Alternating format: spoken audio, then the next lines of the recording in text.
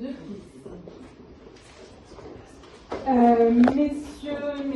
Madame, monsieur les avocats généraux, vous avez la parole pour vos réquisitions.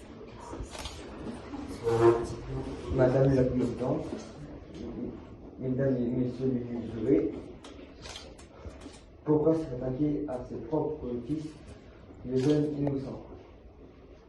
Certes, Jason lui a brisé le cœur en la quittant pour une autre femme.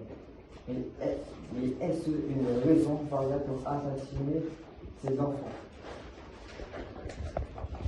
Elle aurait parfaitement pu se venger d'une toute autre manière de son ex-mari que également et sans sang, ou en se concentrant sur son amélioration personnelle et en profitant de sa nouvelle vie sans lui.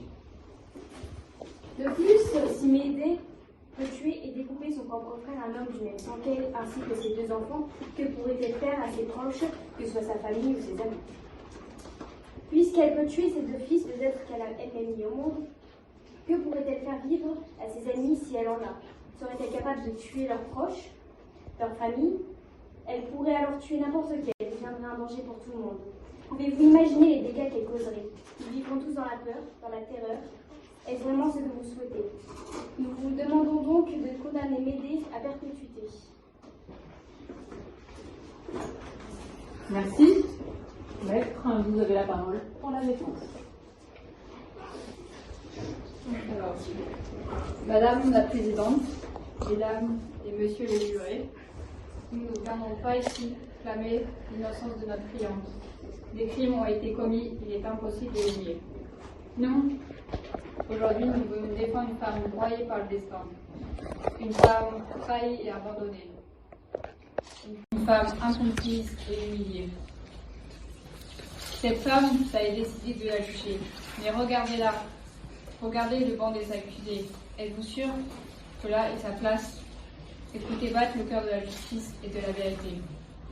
Madame la Présidente, Mesdames et Messieurs les jurés, vous avez bien entendu, cette femme est une meurtrière. C'est une vérité, les faits sont là.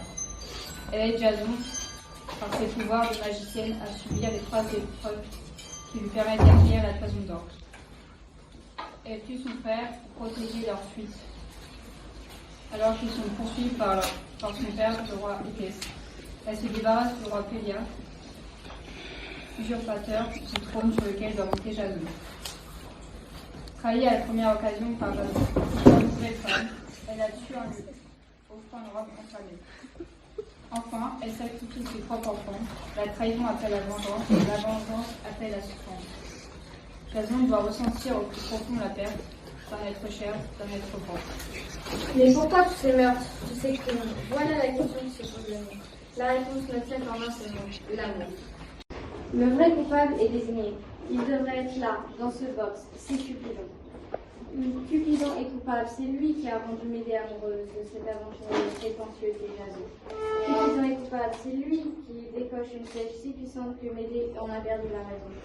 Cupidon est coupable. C'est lui qui, malgré tout, a fait durer cet amour fou de Médée pour Jason trop longtemps.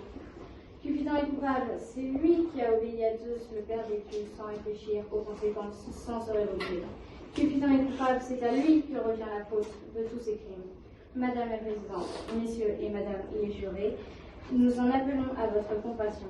Ne vous trompez pas de criminel, ne rejetez pas la vérité. Notre cliente Médée n'est pas responsable de ses actes. Le vrai coupable est Cupidon. Ne condamnez pas Médée. Son seul crime, c'est l'amour. L'amour qui l'a rendu aveugle, qui l'a rendu déraisonnable. C'est avec lequel les dieux jouent, tels des irresponsables sûrs de ne jamais être punis.